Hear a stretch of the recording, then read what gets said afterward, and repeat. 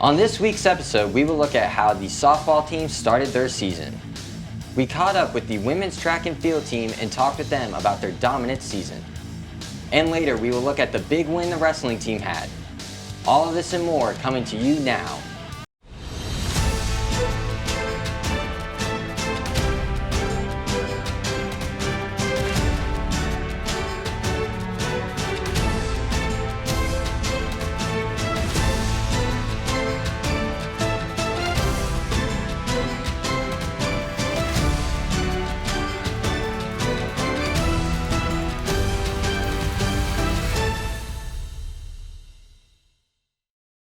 Welcome to the A Game. I'm your host, Eric Fisher, alongside Chris Daniels.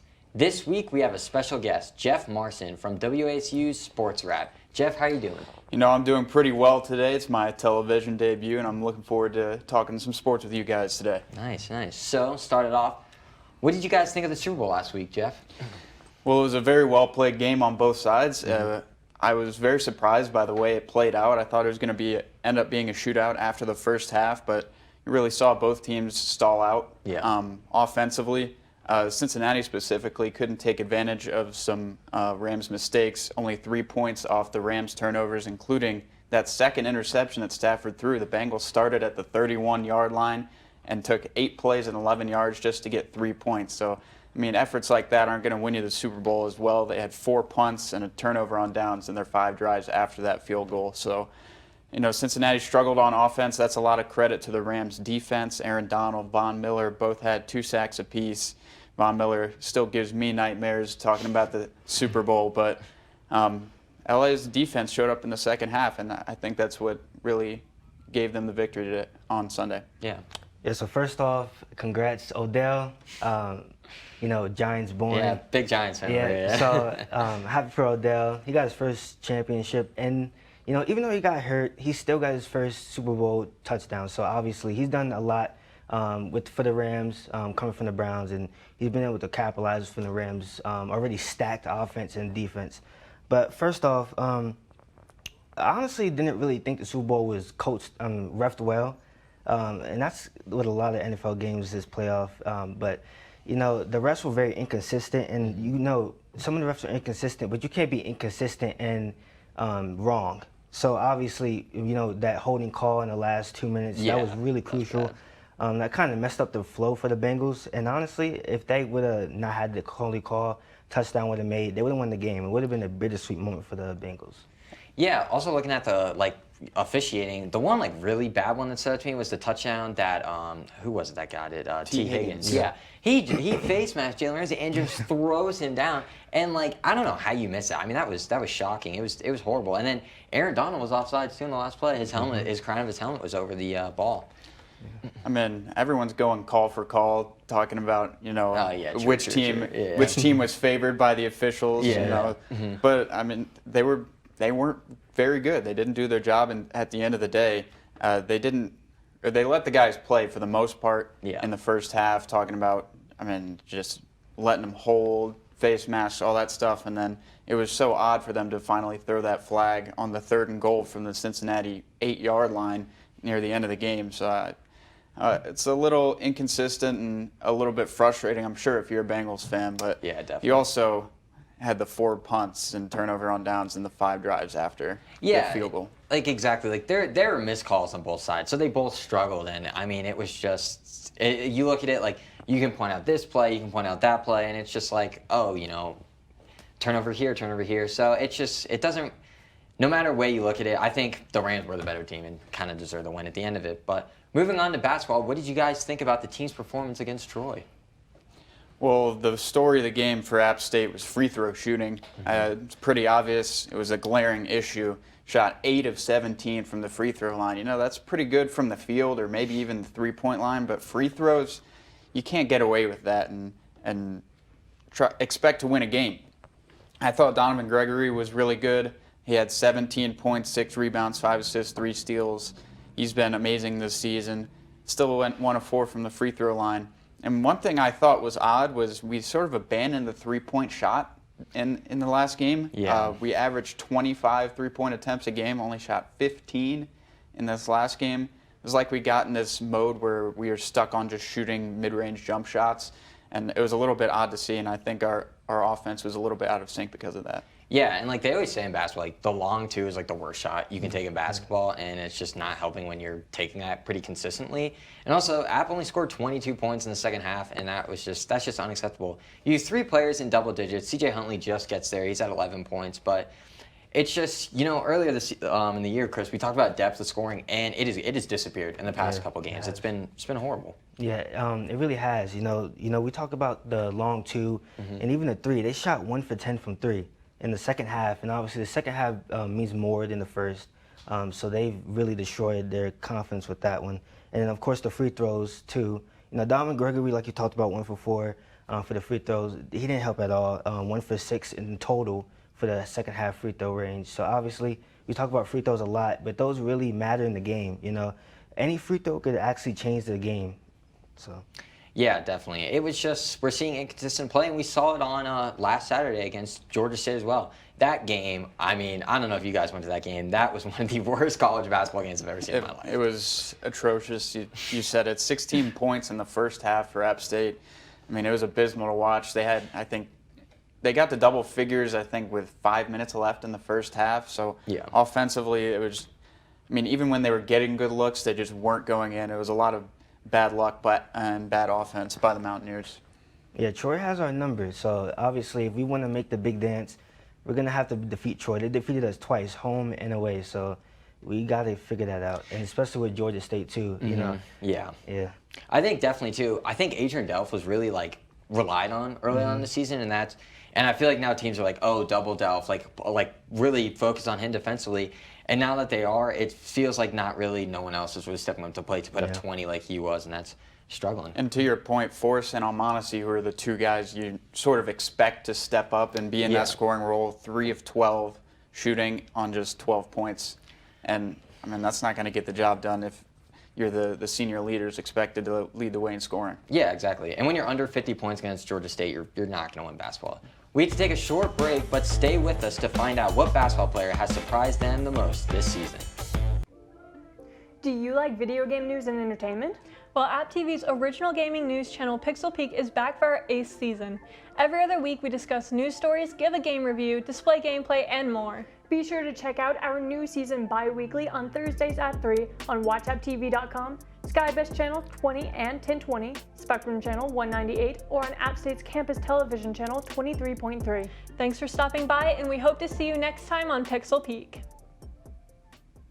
It's time for Sports Wrap on 90.5 WASU FM. Unpredictable NC State can be on a That is true. I feel like they do have one of these games in this part of the season every year. I'm not going to get into a big discussion about expanding it. I definitely think it should be maybe capped at 8 teams, maybe I 6. Think because 228 yards on the ground as compared to a total of 55 for Coastal Carolina. I count one team of the 6 games that they have played this year that was in the playoffs last year.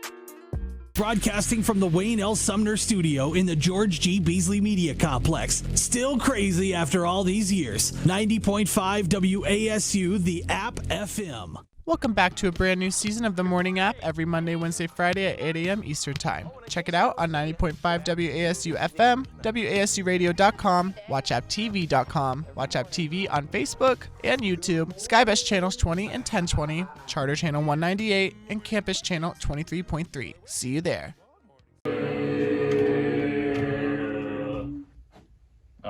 What's going on? Up late. What is that? Sketch show.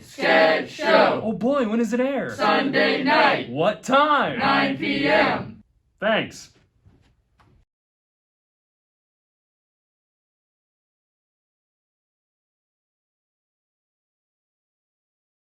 Welcome back to the A Game. I'm your host, Eric Fisher. So, the Sun Belt Tournament is coming up. How do you guys think App will fare? It's tough to say. With the way we've been struggling recently, we've lost, I think, 3 of our last 4, but I'll be the optimist on this table. I know we talked a little bit beforehand, but there isn't really a reason to panic with this team. We lost 6 of our last 7 games going into the Sun Belt Conference Tournament last year. We won with pretty much the exact same roster, Almonacci, Forrest, Delph, all those guys. One thing that's going to help, though, is to secure that bye. The top 4 seeds in the conference get a bye. So these next upcoming games, especially the South Alabama game on Saturday, are going to be crucial. Yeah, you said it. I mean, the buys can be really important, but just for the team, I always look at it, and I've said it before with you, Chris, on the show. March Madness, really, it's always like whoever goes in like hot, usually on momentum. But you just said, I mean, we didn't last year, and we somehow made it. And the Sun Belt is kind of up for grabs, I would say. Like, you got Texas State up there, Troy, Arkansas State was earlier as well.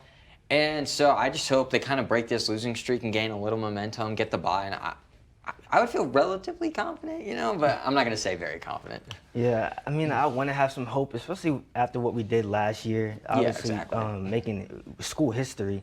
But I think it just comes down to who we match it with in the tournament, because we've lost to Troy twice. Now, we've just got decimated by Georgia State. We did beat them 80-81, but that's not really a big gap, Yeah. Like one clutch free throw in the second half could call that game. We could have lost. So I think it really depends on who we face, and if the guys can just play defense, get free throws, be able to shoot good, don't take long twos, don't take threes that are just completely covered. Yeah. So I just think it's just about how they come into the tournament. Yeah, I definitely think a lot of it is matchups, because looking at like App State so far this season, we have won a lot of really close games, like games that you could say we shouldn't have won. So that's going to be really iffy to see like how that fares in the tournament. And at tournament time, free throw shooting is very important, and we've been struggling recently. Also, another thing, some role players are going to have to step up if you want a deep run. Talking about R.J. Duhart, who's a guy who got a lot more minutes last night, was very impressive in those minutes, and he played, upwards of 40 in some of the Sun Belt tournament games last year. So I'm looking for him to step up. And Michael Eads is a guy who's only getting a few minutes a game, but he's shown that ability to shoot the 3-ball, and he's got to convert on the couple opportunities he gets a game, because those provide a huge boost. Yeah, definitely. Players always step up in March. That's a time to shine. So, speaking of players, who has surprised you guys the most this season? For me, it's been Donovan Gregory. He's in his 3rd year now, and he's sort of played a different role almost every single year. First year, he was sort of a bench warmer. He didn't really, play as much. Second year, he was just asked to do everything else other than score, sort of play a Draymond Green role where he can play point guard every once in a while, but his main responsibility is be good on defense, get rebounds, and pass well. And this year he's added the scoring element to his game. He's scored double figures in 6 of his last 7 games, including his career high 23. So I think it's been impressive to see his scoring skill, go up so quickly. Yeah. Like you talked about Donovan Gregory, he's really upped his scoring skill, and he's been able to actually transcend from every single season. But I know I talk about him every single week, but Adrian Dose really just impressed me. I just really love how he's just improved his game every single season. Sophomore year had 8, junior 13, and now 17. He's been able to keep that 17 average range for the entire season. It's been incredible. He's had 39 points, his career high, but I think it's season high, but it's 16th in the conference. So obviously he's up there with the big dogs this season. Yeah. But again, I'm really proud of him, because he's just been able to shoot incredibly well from the field, 40 plus from the field. But I honestly really think that he can, after school, like I said, the first week, he can be one of those guys that can just, go to the G League and improve his game. I really think he has something special in him. Yeah, definitely. He always is just like, it feels like even when he has an off game, he still has like 17 a night. And you're like, that's so efficient. Yeah. But I'm going to kind of go with the big here, go with CJ Huntley. I feel like throughout the season, he's impressed me more and more, definitely. And he put up 11 against Troy. It was Donovan Gregory and Adrian Delph in double digits, and the other player was CJ Huntley.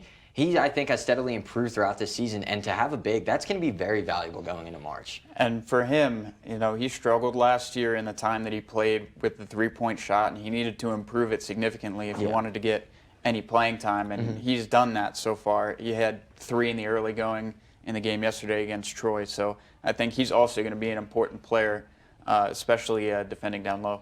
Yeah, a lot of these players we're talking about just have this consistent level of improvement over their career. So, to change sports here, the wrestling team has the potential to win the SoCon regular season after their huge win over Campbell last week. Thoughts on that? We have built a pretty nice wrestling culture here.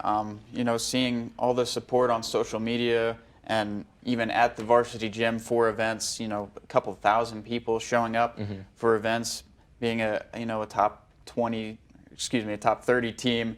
I think we're doing pretty well in the wrestling department. I think it's been pretty great so far. Yeah, it's honestly like shocking too, because like coming here, I didn't know the wrestling team. I'm not a wrestling expert by any means, but like I didn't know they were this good, and it shows too. Like this team is aware, like they're even better than the respect they're getting. I know they've been vocal about that, and that's great to see.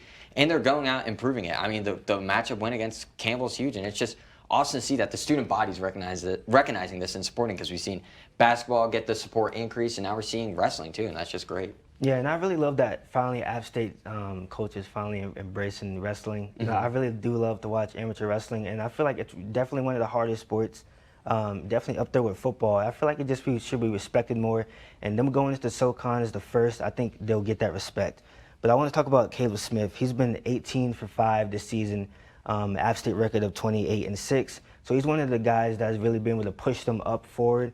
But there's been a lot of great guys on this team this year. And one of those guys is Jonathan Milner, who won SoCon Wrestler of the Week this past week. He's 20-0 career in his conference duels. He's a top 10 wrestler in his weight class, so he's been very impressive for App State so far. Yeah, to have a top-tier wrestler in the nation like Milner on your team, it's incredible for us. So thank you, Jeff, for joining us this week. After the break, what the women's track and field team had to say about their dominant season.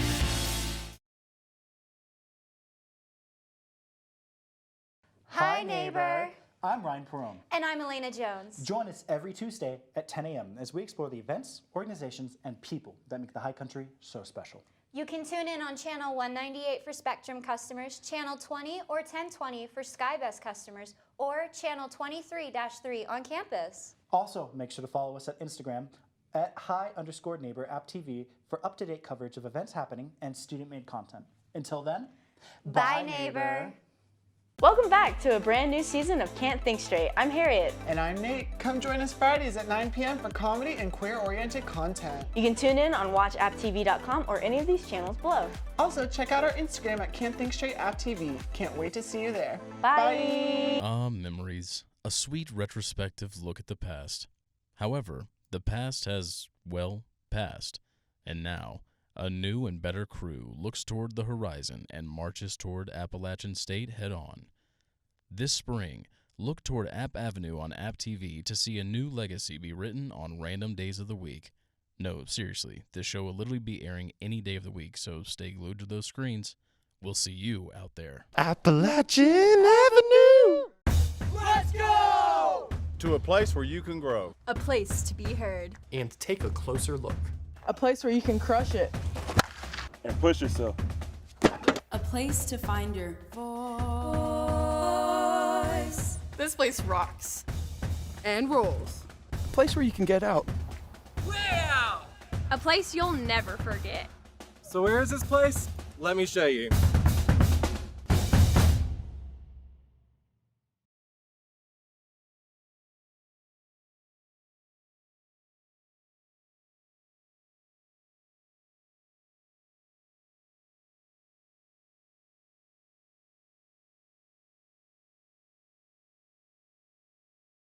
Welcome back to the A Game. I'm your host, Eric Fisher, alongside Chris Daniels.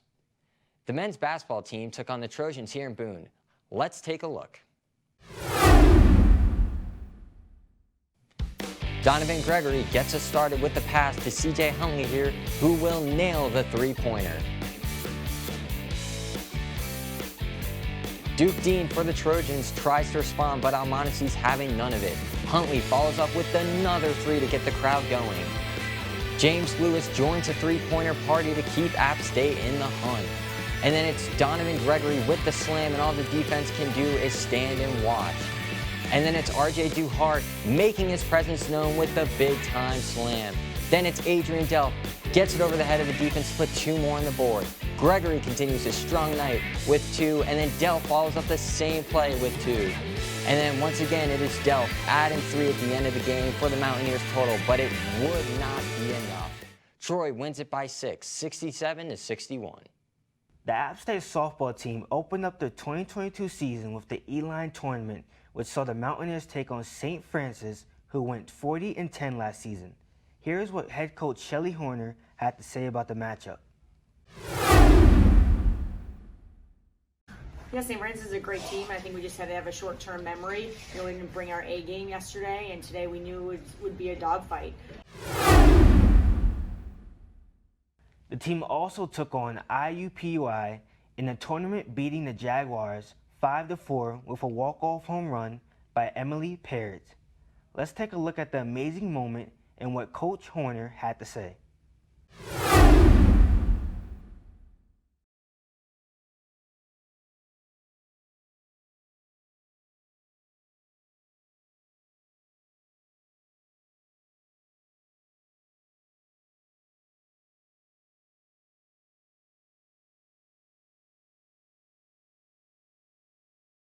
I thought the pitching staff did really well today. There's some things defensively we've got to clean up, but I thought we regrouped from the morning game and came out strong. The team will be back in action in the College of Charleston tournament February 25th through the 27th. We caught up with the women's track and field team who has been dominant this season. Let's take a look. Back to App TV's The A Game. We're here with the women's track and field team as they prepare for the Sun Belt Conference this weekend. Hi, I'm Grace Ficara. I'm with Coach McLean for the women's track and field team, and we're here just talking about their upcoming conference. So what are you most looking forward to watching your players do? Mostly to have fun, go out there, compete at the best of their ability, see how well they can do afterwards, and make sure that we're trying to be at the top of the conference. That's what we started our little goals for the fall, and I think it's here and it's time to be able to showcase that on the conference level. Awesome. Thank you so much. Thank you so much. Tachnik, I'm here with Taylor Smith of the Appalachian State Track and Field team. So how are you feeling about the upcoming Sun Belt Invitational? I'm really excited. I know there's a lot of big competition coming, and I'm really excited to execute and just perform what I've been working on all season. And how are you preparing? I've been drinking lots of water, getting a lot of sleep, eating good, and just, mentally getting right for it. Mm-hmm. And you do long jump, right? Yes. And how are you feeling about that? I'm excited. It's been my first 2 years with little hiccups, but now I'm ready. Feel like I'm more mature now and ready to get after it. All right. Thank you so much. Thanks.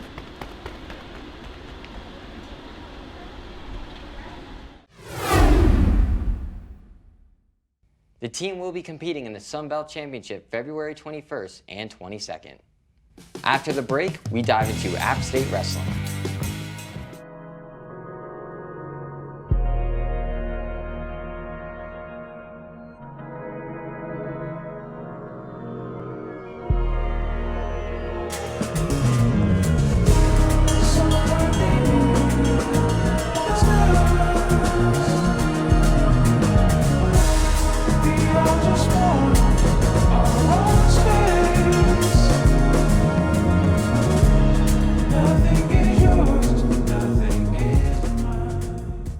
Hi, I'm Kinsey Adams.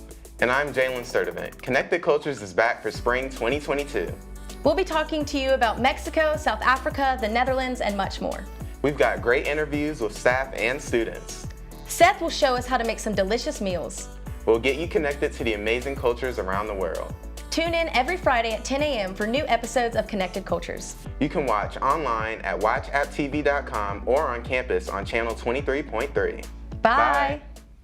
It's time for Sports Wrap on 90.5 WASU FM. Unpredictable. NC State can be on. That is true. I feel like they do have one of these games in this part of the season every year. I'm not going to get into a big discussion about expanding it. I definitely think it should be maybe capped at 8 teams, maybe 6. Because 228 yards on the ground. That's compared to a total of 55 for Coastal Carolina. I count one team of the 6 games that they have played this year that was in the playoffs last year.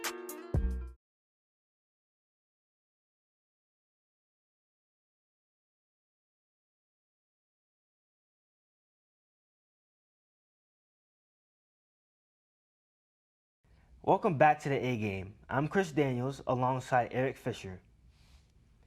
The App State wrestling team took the sole lead of SoCon with their huge win over Campbell. The wrestling team won in dramatic fashion. Let's take a look. Now here's what we need to do.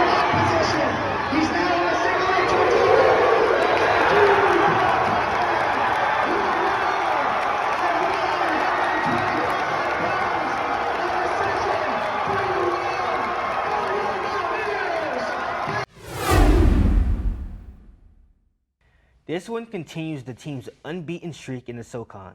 App State is now ranked 28th in the nation in the most recent polls.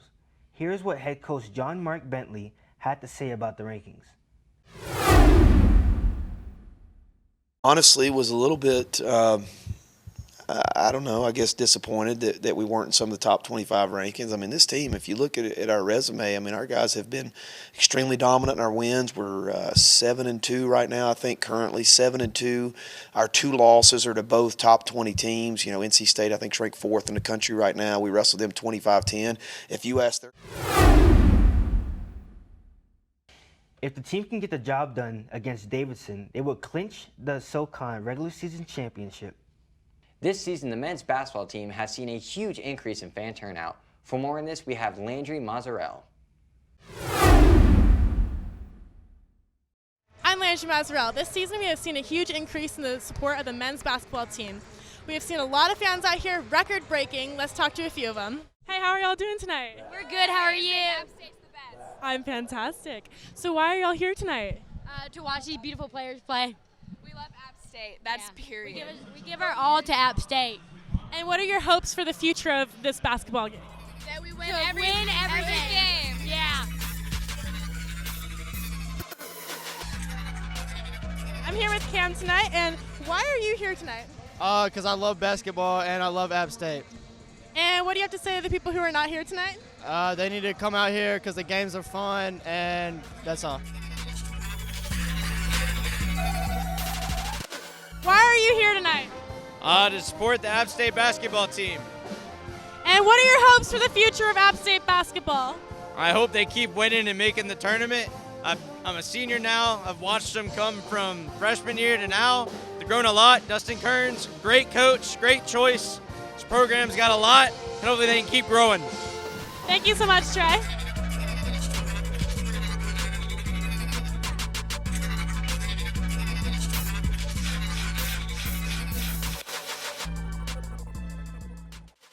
I'm here with Evan, and Evan, why are you here tonight? I'm here to support the Mountaineers, especially my boy Chris Mantis. He's the only bench player they ever play, and they don't play him enough. I hope he starts next year. I was a student here when no one came to basketball games, so it's just awesome to have students come out and support these guys and also our women's team as well. I'm here with Watson and Morgan. So what is it that why are you here? I love basketball. I just want to come out and support my team, you know, it's fun.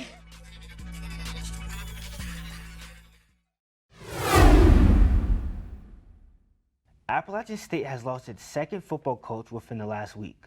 Tight ends coach Nick Cardwell is taking the Louisville tight end coaching job to coach alongside former Appalachian State head coach Scott Satterfield. After the announcement, Cardwell released the following statement. Quote, "It has been an honor to coach at my alma mater, a place where I have personally shed blood, sweat, and tears." End quote. Cardwell was a player for Appalachian State from 2004 to 2007. His second stint at Appalachian State spanned from 2011 to 2015, and then had a third stint with the team in 2021 as the offensive line coach. In 2021, Appalachian State was one of 13 finalists for the Joe Moore Award, an award for the best offensive line unit as a whole in the country. While playing at Appalachian State, Cardwell had an incredible career where he was a tight end. He won 3 FCS national championships and finished his career as a co-captain for the team. This would be Cardwell's second stint with the Cardinals under Scott Satterfield. Well, that's all the time we have for you this week. I'm Chris Daniels. And I'm Eric Fisher. Make sure to follow us on Instagram and Twitter at the A Game Sports, and we will see you next week on the A Game.